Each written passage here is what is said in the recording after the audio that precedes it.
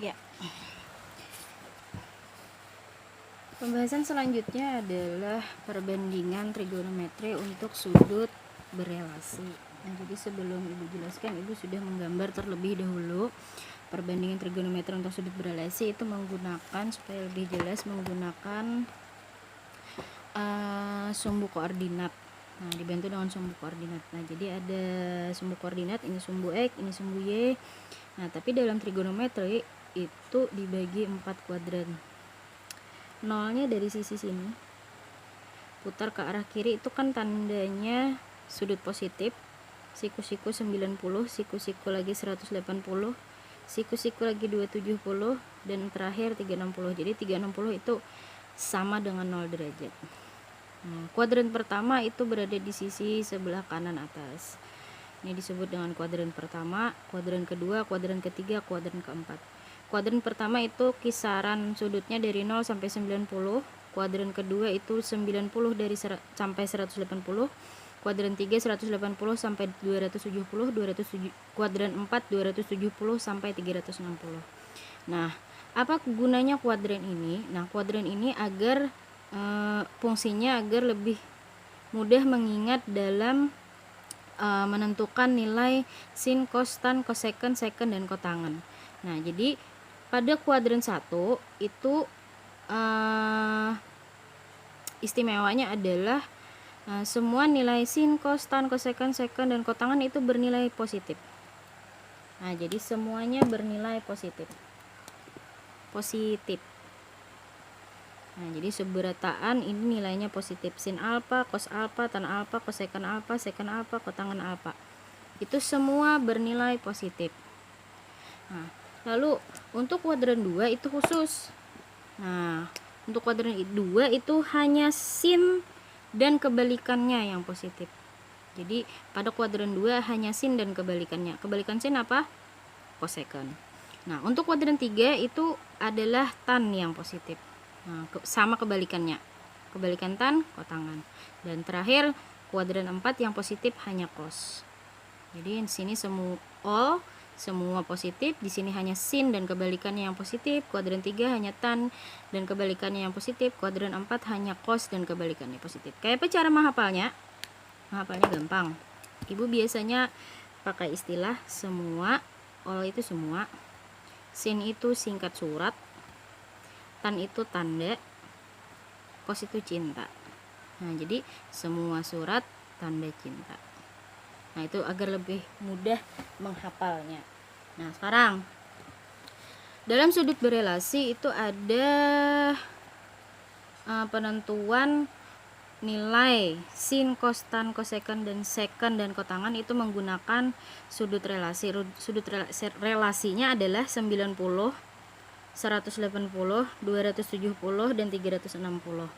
Nah, ada memungkinkan untuk pian menghafal semua. Sini aja sudah 6, di sini 6 kali 8 48 rumus kada mungkin. Nah, jadi Ibu permudah untuk menyingkatnya. Nah, jadi untuk kuadran 1 itu ada 90 kurang alfa. Ini kan 90 dan kurang alfa. 90 kurang dari 90 dan sin alfa. Ini yang kebanyakan dipakai.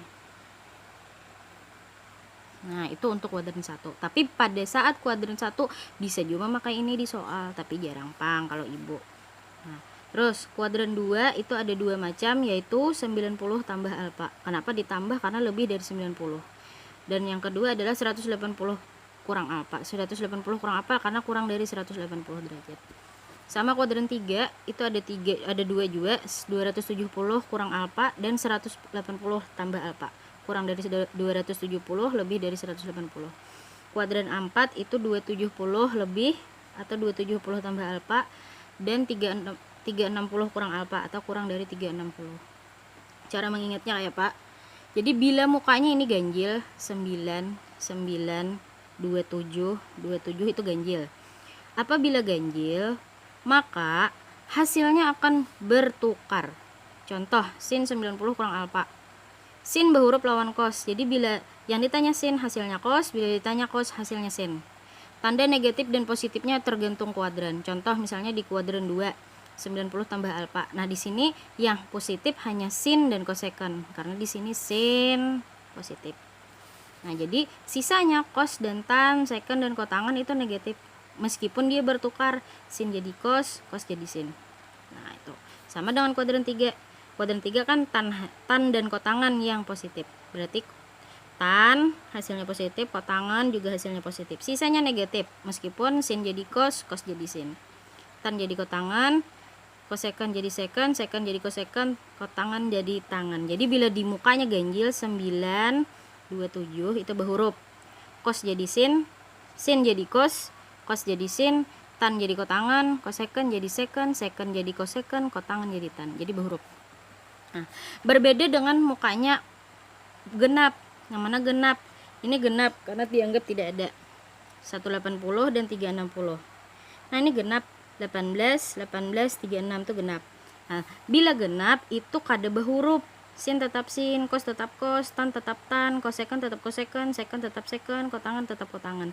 Yang membedakan hanya tanda negatif dan positif. Bila kuadran 2 hanya sin dan kosekon yang positif. Bila kuadran 3 hanya tan dan kotangan. Bila kuadran 4 hanya cos dan sekon. Nah, itu bedanya antara sin dan cos. Nah, contoh. Tentukan nilai dari sin 225. Yang pertama adalah sin 225. Ini berada pada kuadran berapa? 3. Nah, berarti ada dua cara. Kuadran 3 bisa menggunakan yang 270 kurang alfa atau 180 tambah alfa. Kita coba keduanya. Misal sin 225 menggunakan yang 270 berarti sin 270 derajat dikurang saya kira 225 berapa menguranginya? Iya, 45. Nah, karena ini 270 atau ganjil mukanya, maka berhuruf. Nah, ingati kuadran 3. Siapa yang positif? Kuadran 3 hanya tan yang positif, berarti sin bernilai negatif. Nah, karena ganjil berarti sin berhuruf dengan cos, berarti menjadi cos 45. Ambil yang belakangnya aja. Berarti menjadi min setengah akar 2. Nah, itu menggunakan yang ganjil. Bagaimana dengan yang genap? Berarti sin 225 menggunakan yang genap berarti menjadi sin 180 derajat ditambah 45. Tapi karena kuadran 3 sin bernilai negatif.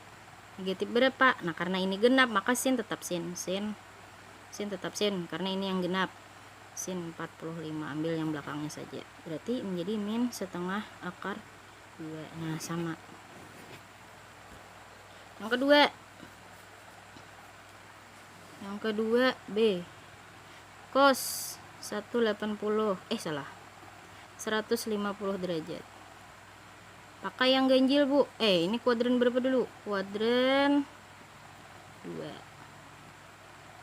Nah, berarti boleh yang pakai yang ganjil, berarti cos 90 tambah 60 sama dengan, nah, pada kuadran 2 cos positif atau negatif? Negatif. Berarti min, karena pakai yang ganjil berhuruf cos jadi sin 60. Sin 60 berapa? Setengah min setengah akar 3.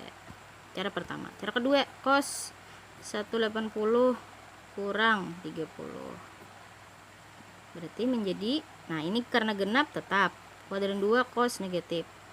Karena ini genap berarti tetap cos 30. Berarti min setengah akar 3. Ini sama. Nah, silahkan coba untuk yang C. Kotangan 315. Nah, itu untuk perbandingan trigonometri untuk sudut-sudut berelasi. Nah, lanjut.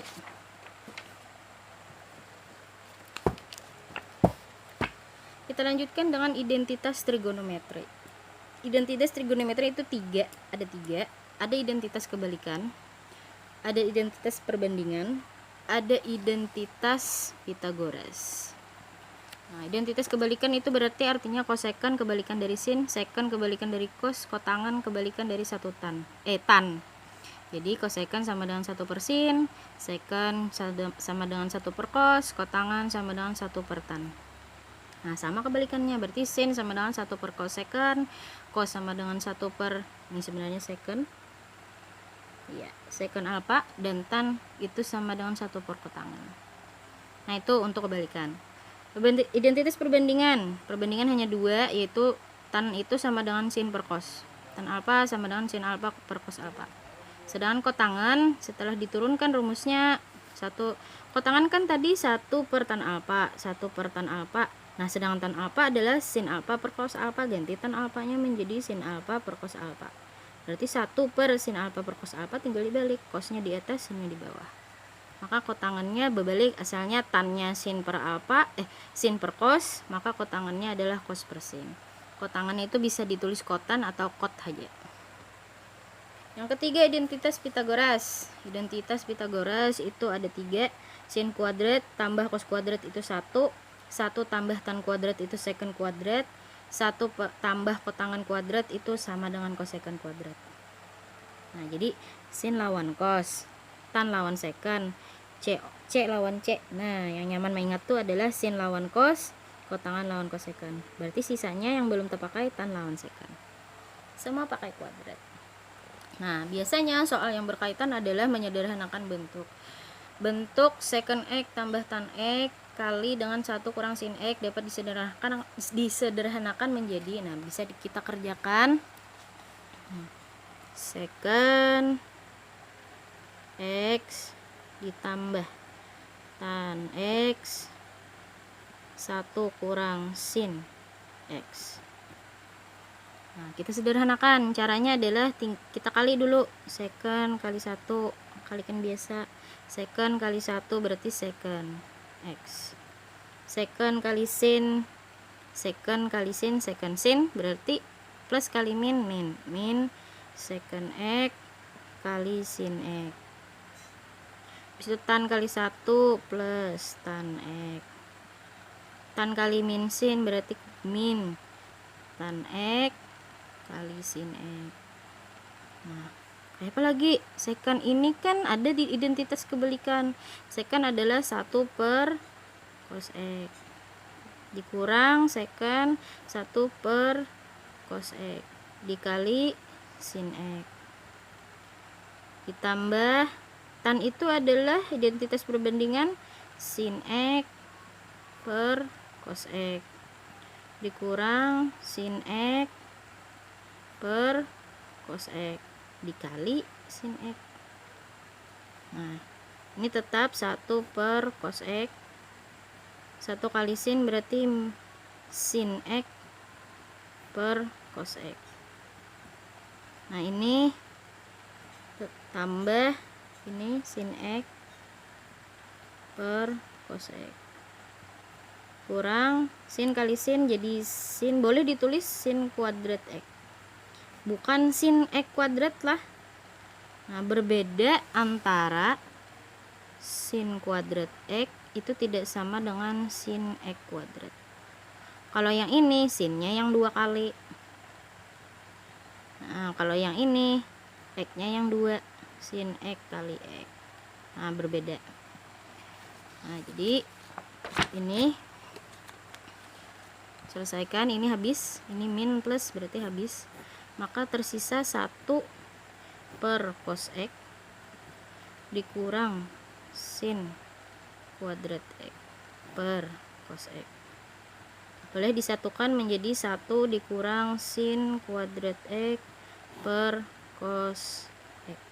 Nah, kayak apa lagi? Nah, ingat identitas Pitagoras itu sin kuadrat tambah cos kuadrat sama dengan 1, maka boleh berubah menjadi cos kuadrat x sama dengan 1, kita pindah sinnya ke sebelah menjadi min sin kuadrat x. Nah, 1 kurang sin kuadrat x tadi sama berarti menjadi cos kuadrat x per cos x. Nah, ingati cos kuadrat tadi artinya adalah cos x kali cos x per cos x. Nah, berarti habis, sisa cos x, berarti jawabannya adalah cos x. Nah, dari yang panjang ini tadi berubah menjadi pendek cos x. Nah, itu bentuk sederhana. Nah, itu identitas trigonometri, tapakannya Gasan menyederhanakan rumus trigonometri. Ini akan terpakai pada saat kelas 11 nanti belajar tentang rumus-rumus trigonometri. Ya, itu tentang identitas. Lanjut. Yang keempat adalah aturan sinus, aturan kosinus, dan luas segitiga. Aturan sinus rumusnya adalah A per sin A sama dengan B per sin B sama dengan C per sin C. Jadi minimal itu ada 3 unsur. Bisa ada 2 sisi, ini sudut. Bisa 2 sisi 1 sudut. Bisa 2 sudut 1 sisi. Bisa juga di sini. Nah, ya, 2 sisi 1 sudut atau 2 sudut 1 sisi. Nah, kalau aturan kosinus itu biasanya yang harus diketahui adalah 2 sisi 1 sudut. Nah, misal A kuadrat yang dicari, maka sisanya adalah B kuadrat tambah C kuadrat dikurang 2BC. Cosnya adalah yang ditanyakan sisinya. Nah, cos, bila A yang ditanyakan, cosnya A juga. Sama nih, B kuadrat berarti yang kadeda adalah A kuadrat C kuadrat kurang 2AC cos B. C kuadrat A kuadrat tambah B kuadrat kurang 2AB cos C. Gitu. Luas segitiga. Luas segitiga ini ada 3 macam. Yang pertama, jika diketahui 2 sisi dan 1 sudut, nah maka luasnya adalah setengah BC, berarti sinnya yang A. Bila AC sisinya berarti sinnya B. Bila AB sisinya berarti sinnya C. Nah, habis itu lalu diketahui 1 sisi dan 2 sudut. Nah, ini tadi 2 sisi 1 sudut, ini 1 sisi 2 sudut. Berarti 1 sisi A kuadrat, berarti sinnya harus ada 2. Nah, berarti ini sin B, sin C per 2 sin A. Berarti siapa sisi yang di atas, berarti sinnya di bawah. A kuadrat sama kali sin B kali sin C per 2 sin A. Karena rumus segitiga itu selalu bagi 2. Nah, rumus luas. Bila B kuadrat yang diketahui berarti sin A, sin C, sin B-nya di bawah. Bila C kuadrat yang diketahui berarti sin A, sin B, C-nya yang di bawah. Itu untuk 1 sisi 2 sudut. Nah, lalu bila kada diketahui pang sudutnya, sisinya aja ketiganya. Nah, maka rumusnya adalah akar S kurang kali S kurang A kali S kurang B kali S kurang C. S-nya adalah setengah dari kelilingnya. A tambah B tambah C. Contoh. Nah, di sini Ibu ada 2 soal. Soal yang pertama adalah perhatikan gambar berikut. Di sini ada 2 buah segitiga. Tentukan nilai sin C. C-nya ada di sini. Berarti tentukan nilai sin C. Otomatis kayak apa caranya? Nah, di sini kita petunjuknya. Ada 1 sisi 2 sudut. Ini sisi A. Kenapa A? Karena sudut A hadapannya sisi A. Sudut B hadapannya sisi B. Nah, ini kawan menggunakan aturan sinus. Karena ini sudutnya berhadapan dengan sisinya. Berarti A per sin A sama dengan B per sin B. A-nya adalah, A-nya ternyata yang ditanyakan. A per sin A-nya adalah sin 45. Sama dengan B-nya adalah 2 per sin B-nya adalah sin 30. Nah, berarti ini boleh. Ini karena bagi, kalau pindah ruas jadi kali. Berarti A sama dengan 2 per sin 30 dikali sin 45. Karena ini bagi, pindah ruas jadi kali. Berarti 2 bagi setengah kali setengah akar 2. Setengah bagi setengah habis, maka menjadi 2 akar 2. Nah, berarti di sini 2 akar 2. Nah, lalu pertanyaannya adalah sin C. Nah, sama berhadapan, sudut lawan sisi, sudut lawan sisi. Nah, maka pakai aturan sinus lagi. Nah, ini C berarti ini sisi C, ini D berarti ini sisi D. Nah, berarti C per sin C sama dengan D per sin D. C-nya adalah 2 akar 2 per sin C-nya adalah ditanyakan. Kada masalah sin C-nya kada ada sudutnya. D-nya adalah 4 per sin D-nya adalah sin 60. Karena ini yang ditanyakan. Namun ada sudutnya kada usah ditanyakan, tinggal hitung aja lagi. Nah, berarti tinggal kali silang. Sin C kali 4 berarti 2 akar 2 kali sin 60. 2 akar 2 kali sin 60 sama dengan 4 kali sin C. Sin 60 berapa? 2 akar 2 kali sin 60 setengah akar 3 sama dengan 4 kali sin C.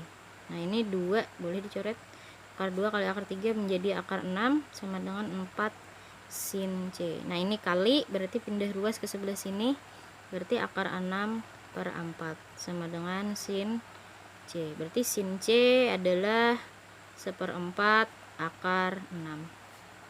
Nah itu untuk aturan sinus. Nah sekarang lanjut, diketahui ini aturan luas segitiga, karena yang ditanya adalah tentukan luas segitiga PQR. Diketahui segitiga PQR nya dengan panjang sisi QR 8 cm, PR nya 15 cm, besar sudut R nya adalah 120. Nah ini berarti sudut tumpul, otomatis lebih dari 90 derajat. Nah ibu gambar dahulu sekira lebih mudah. 90 derajat kan tegak lurus, berarti lebih sedikit sekira 120. Nah R 120, PQ nya di sini, P nya di sini, Q nya di sini, berarti QR nya 8, PR nya 15. Nah luas segitiga berarti ini pakai dua sisi satu sudut, berarti ini sisi R, ini sisi P, ini sisi Q. Berarti luas sama dengan setengah PQ kali sin R. Karena sisinya ada P dan Q, maka sinnya harus R. Berarti setengah P nya adalah 8 cm, Q nya adalah 15 cm. Sinnya adalah sin 120. Bila kalian tahu sin 120, pian cari dulu sin 120 sama dengan, berarti ini kuadran 2. Sin 180 kurang 60. Berarti menjadi, karena kuadran 2 sin positif, berarti sin, karena ini pakai yang genap berarti tetap sin, berarti sin 60. Sin 60 adalah setengah akar 3. Nah tinggal ganti, ini boleh dicoret jadi 4, maka menjadi 4 kali 15 kali setengah akar 3. Boleh coret lagi, sini coret, sini 2, 4 bagi 2 itu 2, maka 2 kali 15 itu 30 akar 3. Nah sentimeter pangkat 2 dapat luasnya. Nah itu udah sebenarnya. Nah itu lanjut ke grafik fungsi trigonometri. Nah grafik fungsi ini harus menggambar. Pertanyaannya bisa dari fungsi. Nah namanya fungsi pasti ada fx, ada fx. Nah namanya fungsi harus ada fx. Nah, bisa dari fungsi ke gambar, bisa dari gambar ke fungsi. Nanti ini dari fungsi ke gambar dulu. Fx sin x. Nah biasanya ambil contoh, ambil sudutnya itu ambil yang sekira hasilnya jadi sudut istimewa. Misal sin x, berarti ambil sin 0. Sin 0 apa? 0. Habis itu 30 misalnya, sin 30 berarti setengah sini.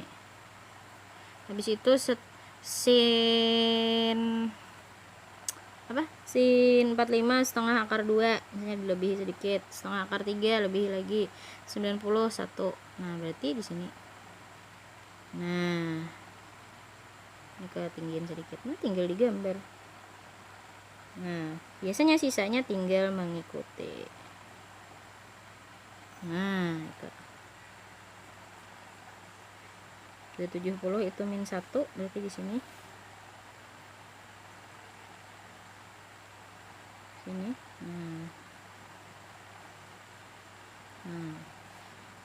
Iya. Nah, itu gambar sini. Ada pertanyaan? Nah, Bu Henpian tugasnya silahkan coba untuk 2 cos X tambah 30. Nah, sekarang bagaimana caranya misalnya yang dari gambar dari fungsi ke kalau dari fungsi ke gambar sudah, dari gambar ke fungsi bagaimana? Nah, yang punya buku silahkan buka halaman 157. Di situ ada dari gambar ke fungsi. Bagaimana caranya? Nah, yang nomor 30 nanti Ibu fotokan soalnya.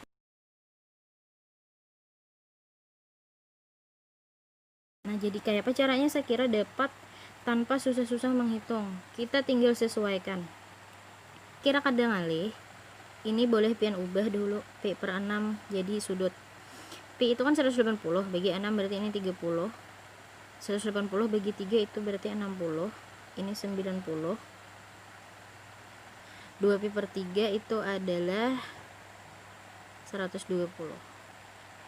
Nah, ini 5 Pi per 6 itu adalah 150. Ini 180. Nah, kita coba ke sini. Ini kan 30. Hasilnya itu adalah 0. Cos 0 cos 90 itu kan hasilnya 0, berarti pasti mukanya 3, dan ini kebetulan jawabannya 3 berataan. Nah, berarti antara min 2, 2, 2 atau cos lawan sin. Nah, sekarang ada mungkin sin, karena kalau sin 30 kali 3 itu 90, pasti jawabannya 1 kali min 2 berarti min 2, atau 1 kali 2 itu 2, sedangkan ini jawabannya 0, berarti kada mungkin yang sin. Nah, berarti antara 2 bisa min 2 cos 3x atau 2 cos 3x. Nah, sekarang kita sesuaikan. Nah, sekarang di sini ada 60. Nah, 60 kali 3 180. 180 hasilnya itu positif. Sedangkan pada realnya 180 itu negatif, berarti sekira negatif jadi positif maka harus min 2. Nah, maka jawabannya adalah A.